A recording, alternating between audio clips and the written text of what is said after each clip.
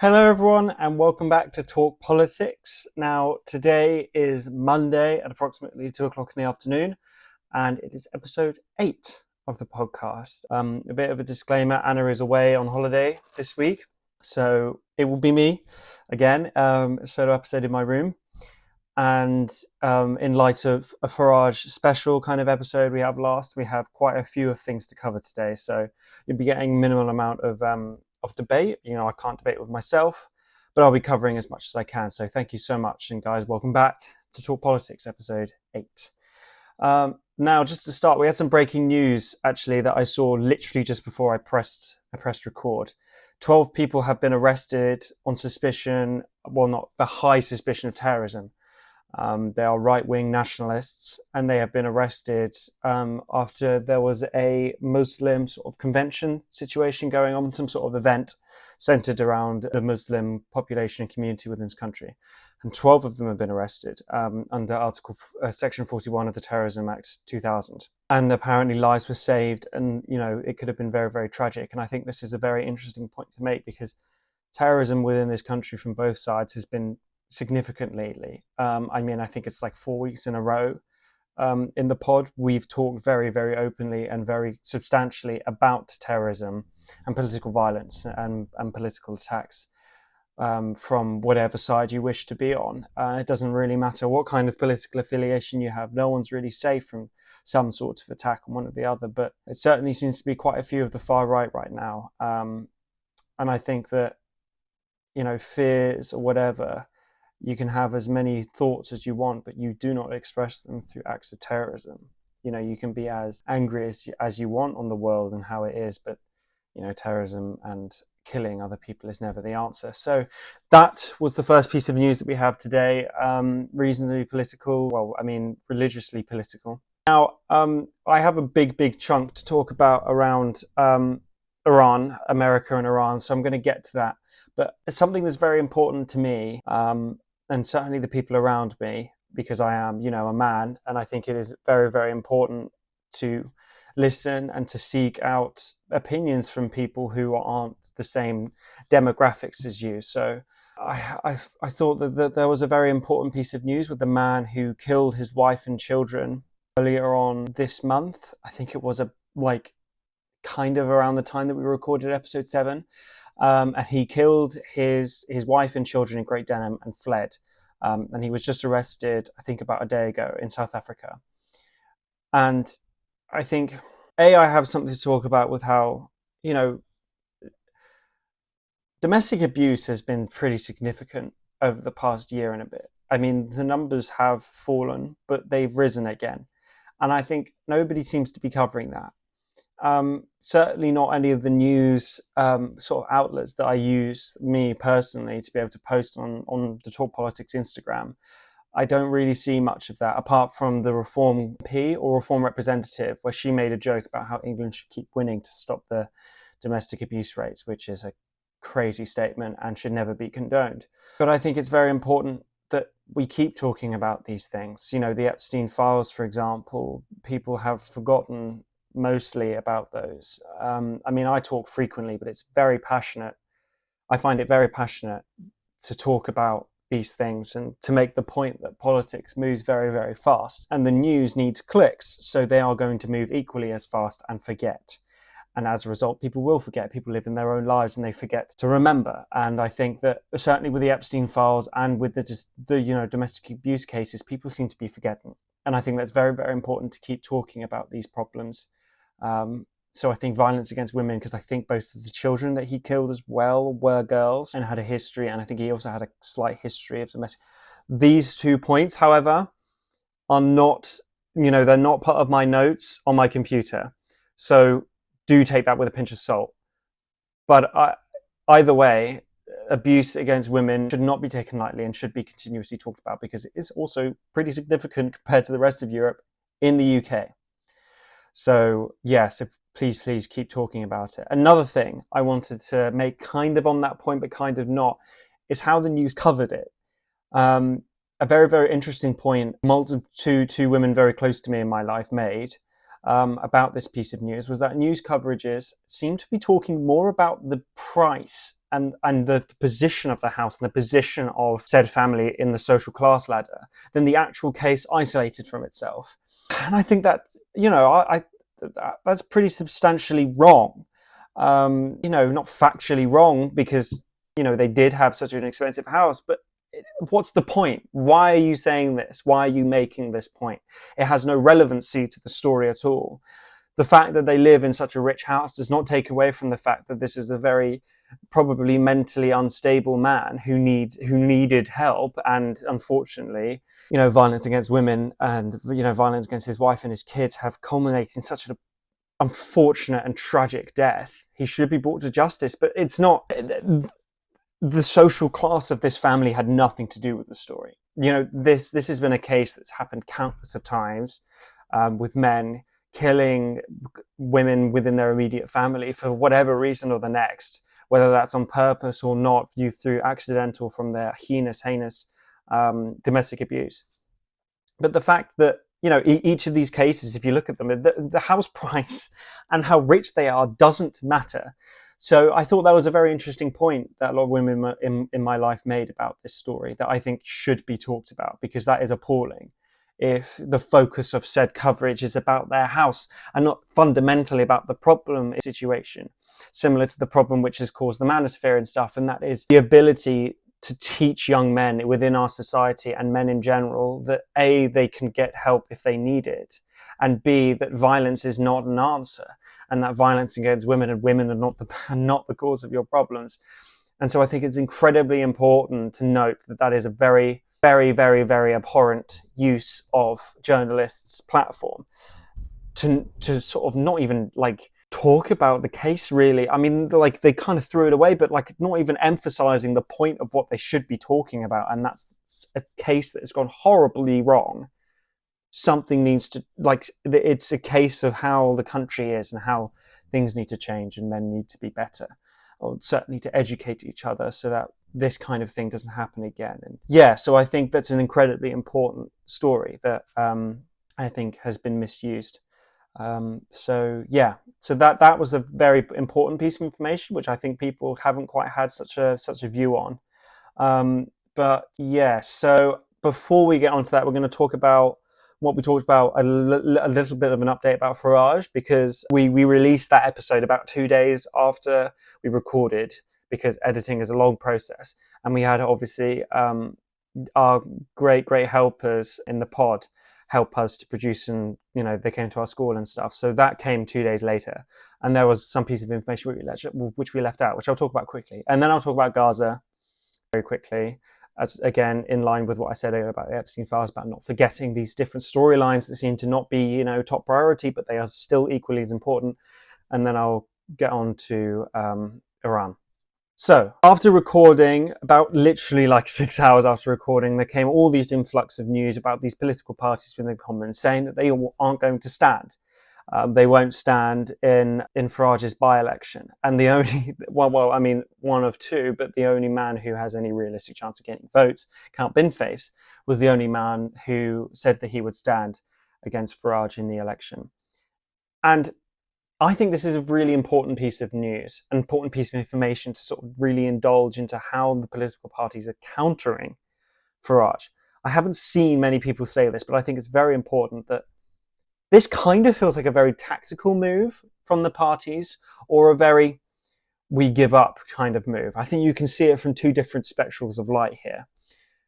The first one being, we talked about in episode 7 about if Farage gets, voted back in. Oscar, our guest last week, made a very good point about the fact that it's like a kind of come at me situation. I have the vote from the people if he wins this by-election. Whatever I say now has a significantly more, if Burnham can become an MP and then instantly become the Prime Minister, shouldn't I get the same sort of consideration, even though I'm not part of the party in power? And he made a very, very good point. But I think that changes pretty significantly. And I think there is two ways to kind of look about this.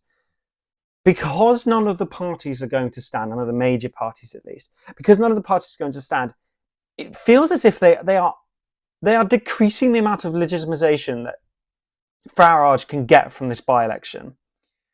Of course, if he beat 4 other parties to win that seat, if he can beat those parties out in his by-election, he can stand up and kind of say, I won, the people won, because he said it's, against the system. He's going against the people against the system. If he wins, he can stand up and he can say, I won, I can do this now. But if he wins against himself, basically, himself or an extraterrestrial being in Count Binface, then he can't say the same thing, because he is one of two options, and one option against the second option who only got about 1,000 votes. No, less than 100 votes, sorry, in the last by-election. So Farage can't really stand up and say, I have won this election, give me what I want. And I think that's a very interesting thing to note. And it could be, again, the two things I'm going to talk about, it could be because they're doing a tactical thing to decrease the amount of legitimacy that he has, make him a laughingstock, especially after being the most amount of public scrutiny he's ever had since joining politics, with his donations that he's received and things, and the very sketchiness around that. This heightened amount of scrutiny that he's receiving now, I wonder if the parties are either deciding that they're going to do this tactical move, whether they're in cahoots with each other or not. They've done this tactical move to decrease the legitimacy, therefore making him look even more of a laughingstock, or they're being defeatist about the situation. They've decided Farage is going to win this by-election. He is going to win. We may as well not join, because then we look like an idiot. Like maybe, I don't know who came first, but let's say if it was the Conservatives that were the first party to say they wouldn't stand, maybe the Lib Dems went, oh, if we're the only other party and we lose pretty substantially, we look like idiots, so let's not stand. And I think, it's kind of one of two worlds, and I hope it's the first one, because I'd like to think that our political parties are kind of intelligent, and not just defeatist, because that says a lot about, disregarding whatever you think about Nigel Farage. I hope that it's not our parties just being defeatist and think less of themselves than what they should, because, they should win over the people and not just accept what they have. But that's besides the point. I think that that's a very important piece of information to talk about. Anyway, so that's a little update. Okay, a little bit of talk about Gaza. Some very serious news. The death toll has now reached a minimum of 73,000. A minimum of 73,000. That is a huge number of people. And I think one piece of information that is pretty substantial is that we have such a huge influx now of people fleeing on foot. And if anybody knows the geography of the area around Palestine, it is not a forgiving area geographically. The death toll from that will be high, but I think that is just a testament to just how, not a testament, but that's an insight into how dire the situation is. The UN obviously recently, and we reported on this, the UN established that Israel's actions were war crimes, and yet nothing has been done. And I think that people have every standing to say that Israel have a right to do something about the October bombings, but we have to acknowledge the fact that they're war crimes. We have to. They had every right to go to the UN with the October bombings and say we have to do something. They had every right to do that and to do it legally, but they didn't. And they are now committing heavy war crimes to the point that people are actively putting their lives in danger. Palestine is actively now a war zone. These people have no hope for even staying in their country anymore. And a lot of people have already died on this escaping by foot situation. And something has to be done. Now, me sitting in my room saying that something has to be done won't get anything done, but it's horrible. Someone needs to do something. Someone needs to help these people, and Hamas and Israel can sort out their problems, but it doesn't mean that Israel gets a right to cause this much horror to people. People need to be talking about this. Okay, on to our last piece of news, which is going to be pretty substantial this week and pretty information-based. What won't be surprising news is that the Strait of Hormuz situation is still ongoing.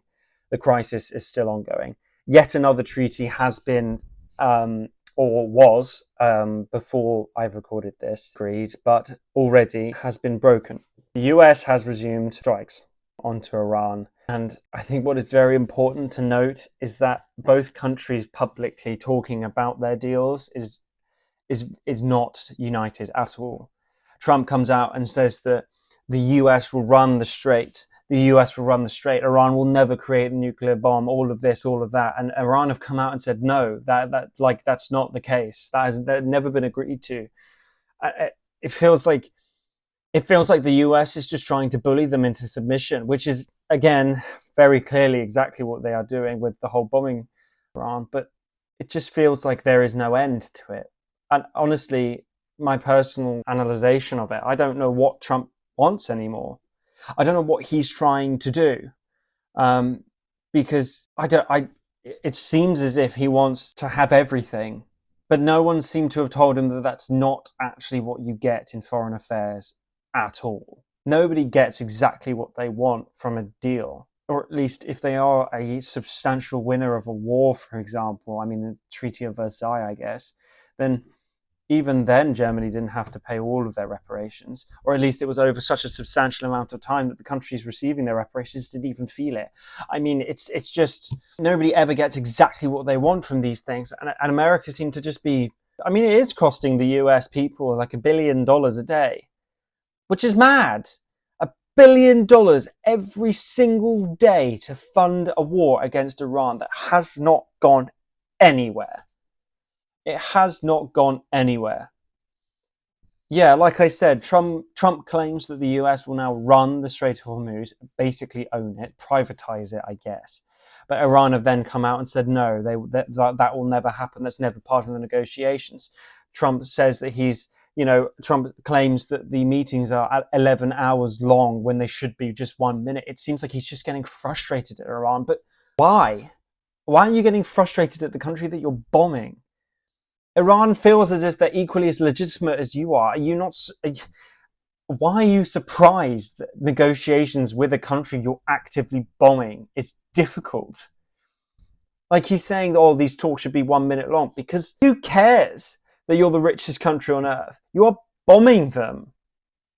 No one's going to care. No one's going to care if your country invented cheeseburgers when you're actively bombing them.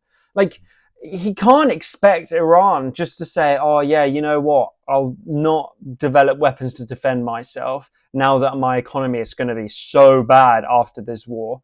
I'm not going to try and do that. The Strait of Hormuz, which makes me so much money as a country, I'm now, yeah, of course you can have it after bombing me so substantially.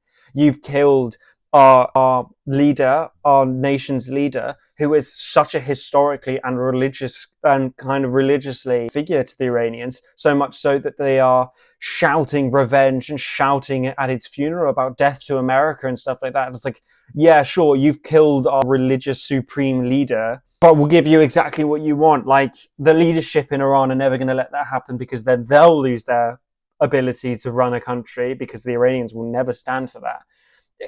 Trump is, I think Trump has done everything he possibly can to do it quickly. He's underestimated Iran's capabilities to fight back and Iran's capabilities to sort of keep up, I guess. And now he just seems to be getting angry. He seems to be getting just pissed off and throwing all of his toys out the pram. But what can he expect? What can he actually expect to happen? I just think that for any progress to be made, Trump just has to let something go. He has to. I mean, the last time they broke the treaty before this one, it was because a plane had been shot at, not even shot to the ground. It was just shot at. And Trump starts shooting bombs, a substantial amount of bombs at Iran. Sometimes you just, like, it's war. Negotiations during wartime just have to keep going. That's how it's always gone. In terms of my history knowledge, it's always how it's gone. You don't negotiate. Like, during active war negotiations, the whole point is there's active war negotiations. The war is active. You're negotiating whilst the war's still going on. Yes, it kind of, like, the rate of said war goes down as you're negotiating, but it doesn't just stop. I don't get what Trump's trying to do here, is my point. I've gone a bit of a tirade, but my point is that I don't understand what he wants from this.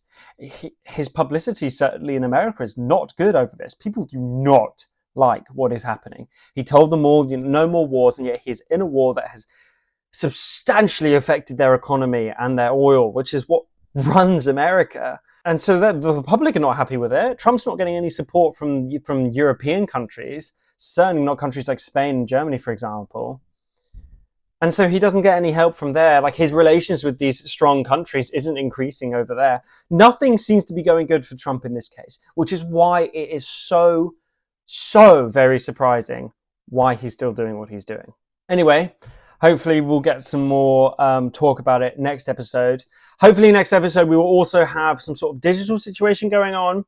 If I can work out how to, record my screen during Zoom calls and edit them on this kind of Zoom situation, then me and Anna will be back next week. And if not, then we'll just have another one of Angus's sort of rant sessions. But anyway, I've been Angus. Thank you so much for watching. Thank you so much. Please go and follow us on Instagram and TikTok.